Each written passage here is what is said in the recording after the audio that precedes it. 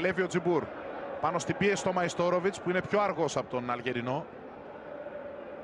Πάει να φύγει και ανάμεσα από δύο. Τα κατάφερε ο Τζιμπούρ. Ο Χέρσι, ο Καφέ στην περιοχή σε καλό σημείο. Η μπάλα είναι έξω. Όπως δείχνει ο διαιτητής, είναι out. Δεν έχει βρει πουθενά. Το Ρωματούκα πάλι στην αριστερή πλευρά. Ωραία σέντρα. Την καθαρίζει ο Βάντερσον με το κεφάλι. Έρχεται ο Καφές πρώτος. Η επιλογή του είναι ο Γεωργέας, ο Χέρσι, ο Καφές με τη μία, όλα αυτά μπαλιά στον Μπλάνκο που έφυγε καλυπτόμενος.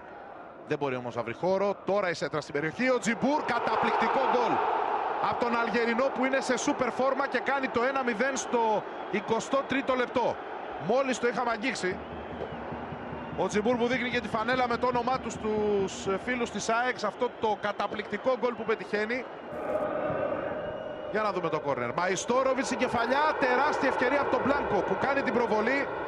Αλλά η μπάλα πηγαίνει στα χέρια του Ελευθερόπουλου. Στο 37. Για να δούμε το Σαϊτιώτη που βγαίνει, περνάει την μπάλα πάνω από τον Αραμπατζή, τη στέλνει στην κενή εστία. Και να που οι αντεπιθέσεις του Πας Γιάννα να έχουν τελικά αποτέλεσμα στο 55.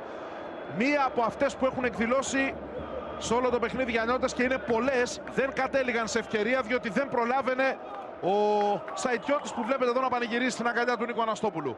Αυτή τη φορά το έκανε, δείτε εδώ, καλυπτόμενος 100% από τον Μαϊστόροβιτς. Έχει στην πλάτη τον Γκέντσογλου που του έκανε και ένα πονηρό σπρώξιμο εκεί. Το φάουλ χαμηλά, Γκέντσογλου τα κουνιά, ο Καφές στην περιοχή, γλιστράει μπάλα από την αγκαλιά του Ελευθερόπουλου και με αυτή την κομπίνα στο φάουλ και σκόρερ τον Παντελή Καφέ, η ΑΕΚ παίρνει στο 71 το προβάδισμα. Μενδρινός, η τρύπα πάσα δεν περνάει, κάνει δεύτερη κάθετη για τον Τιμπαλά. Μεγάλη ευκαιρία για τα Γιάννενα, σταματάει ο Αραμπατζής με τα πόδια τον Τιμπαλά. Ο Μπλάνκο έξω από την περιοχή, πάρα πολύ ωραία πάσα για τον Λεωνάρντο. Με τα πόδια ο Ελευθερόπουλος στο συρτό σου του Βραζιλιάνου στο 81. Φεύγει και ο Καφές στο πλάι, ανεβαίνει πολύ έξυπνα και ο Λεωνάρντο με όλο το χώρο δικό του.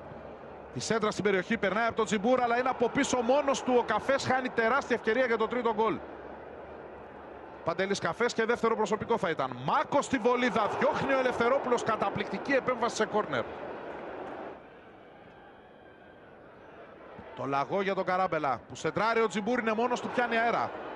Ο Λεωνάρντο όμως επιμένει. Για τον Μπλάνκο που έχει προλάβει να κρυφτεί, πάλι ο Ελευθερόπουλος που βγαίνει. Λεωνάρντο, ο Τζιμπούρ που πάει για την κενή εστία, τον προλαβαίνει ο Κότσιος. Και είναι offside ο Τζιμπούρ. Ο Τζιμπούρ περνάει και φεύγει μόνος του παρά την απόπειρα εκεί να τον κρατήσει ο Βάντερσον και βγάζει την μπάλα στον Μπλάνκο που λίγο πριν φύγει από το παιχνίδι και ευκαιρία για τον γκολ. Καθυστερεί ο Μπλάνκο, περιμένει τώρα και σουτάρει out. Ξοδεύει άλλη μια πολύ μεγάλη ευκαιρία και ο Μπάγεβιτς είναι απογοητευμένος στο 90. Τζιμπούρ που υποδέχεται υπέροχα και δίνει στον Γκερέιρο με τη μία αυτό στον Τζιμπούρ. Καταπληκτικό το 1-2. Αλγερινό σουτάρει, του λέει όχι ο Ελευθερόπουλος πάλι. Λεωνάρντο.